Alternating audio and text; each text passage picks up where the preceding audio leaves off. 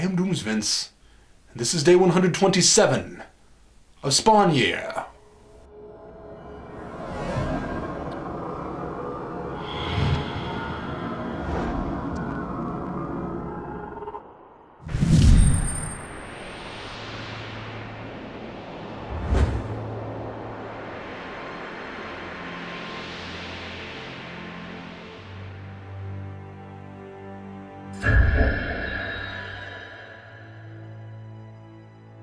Minutes after I finished writing yesterday's entry, I realized I had already allowed myself to become too relaxed and complacent in my new heavenly prison. I forgot to clap my hands twice per Doomsvince's ludicrous, arbitrary rules. The most difficult part of being in such an inviting atmosphere is the lack of constant reminders of my hopeless condition. Doomsvince is undoubtedly still watching, and he has the power to end this game and begin my eternal internment inside the grave I dug for myself anytime he wants, or at least I have no proof he's not capable of anything he's threatened. He's trying to trick me into letting my guard down, and so far it's working. I clapped my hands as soon as I realized my mistake, and I waited in horror for Doomsvince to dispense some kind of punishment for my oversight. Minutes passed, then hours, and nothing. I haven't seen so much as a flash of Doomsvince's face since my trek here, but his presence is certainly evident. Every day, an episode of the animated show appears on the TV, and he swiftly provided me with a third notebook after I completed the last. I'm grateful I skimped by unscathed after failing to observe those stupid rules. I won't make that mistake again. But it's eerie not seeing him make a move. I'm not entirely sure what it means. If I could sum up today's episode in a single word, it would be violent. There's stabbing and dismemberment and more dismemberment and trickling blood and gushing blood. And while I still like this show infinitely more than the comic, a lot of the violence was gratuitous there, and it's gratuitous here. Sometimes realistic violence in language is warranted and even necessary to illustrate the gravity of a situation or to make events more believable. Pulp Fiction certainly wouldn't be Pulp Fiction without it. This is a story with adult themes. It's about gang violence and political corruption and overall the nature of evil. We've got demons from hell manipulating the dark, base instincts of human beings to win their souls, illustrated at the end of this episode when we see Clown keeping an eye on Billy Kincaid. So yes, the subject matter is rough, and so some of that is appropriate, but often it doesn't accentuate the seriousness of the material or serve to raise the stakes and the consequences. Chapel slices a man's finger off when he pulls a knife on him after he steals the man's girlfriend, and the girl is totally fine with that and runs off to have the kind of sex you can only depict on cable at midnight. Chapel is an incredibly disturbed government-hired assassin who only gets off on killing and nothing else. He can't be with a woman without a little mutilation just before, and all he's thinking about during sex, as the ceiling fan spins and reminds him of helicopter propellers, is how guilty he is about killing his partner, Al Simmons.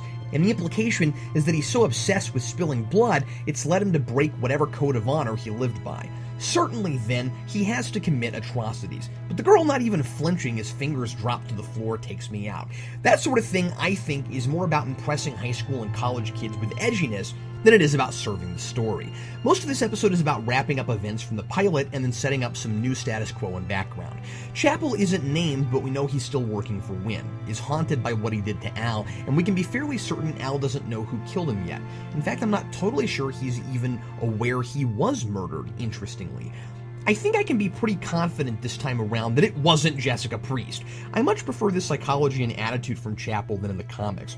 It's way more interesting that he knew just what he was doing when he murdered his friend, and now his conscience is getting the better of him, than being told Al was a traitor and suddenly having no reservations or remorse about it at all. Spawn has proven already to be smarter than he is in the comics. Now, he's already 12 times more proactive, too.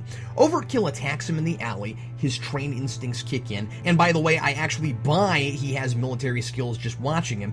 He impales Overkill in the eye like he does in the comics, but then I was totally shocked to see Spawn then go find him, take him apart, drop all the bloody scrap off to Tony Twist, and tell Tony to leave him alone or he'll do worse to him. He's not waiting for trouble to keep finding him. He's recognizing his new strength, and he's using it the best he can to solve his problems and keep his friends in the alley safe, some of whom are still jittery about his presence, presence because it's still bringing killers there and taking some of them out. Overkill kills another bomb at the beginning looking for Spawn. McElroy is smart to show Spawn's relationship with his new friends to be an uneasy one. They don't suddenly blindly follow Spawn just because he saved them once, especially since they wouldn't have needed saving had he never arrived.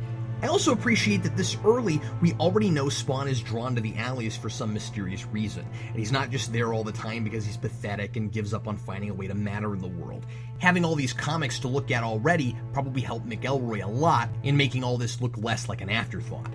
We're told that in Cog's narration, which I resisted less this episode because it provides real information that can't easily be communicated instead of just announcing the show's message.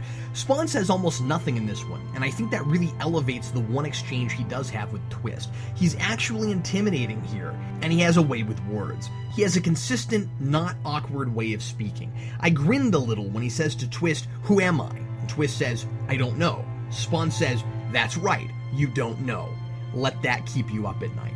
Spawn steals and uses guns just as he's learning he needs to conserve his powers, and he's discovered he can create energy bursts and teleport, which takes a lot out of him. It's a lot like how it's handled in the comics. In fact, Spawn does all of this in the comics, but he seems bolder, more intelligent, and more relatable here because there aren't scenes and scenes of whining in a corner between all those events.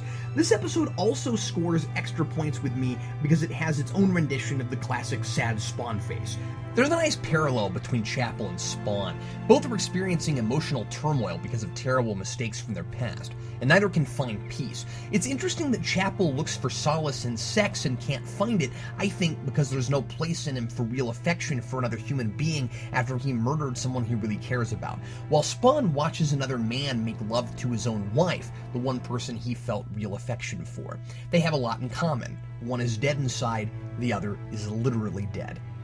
There are some great memorable lines in this show that give it a lot of character. The episode ends with Clown saying, "Billy Shakespeare, meet Billy Kincaid. Both great artists whose work will live on forever." That's chilling. Here's hoping I get through this and deprive Doomsvince of adding his own name to that list. Signed, Captain Logan.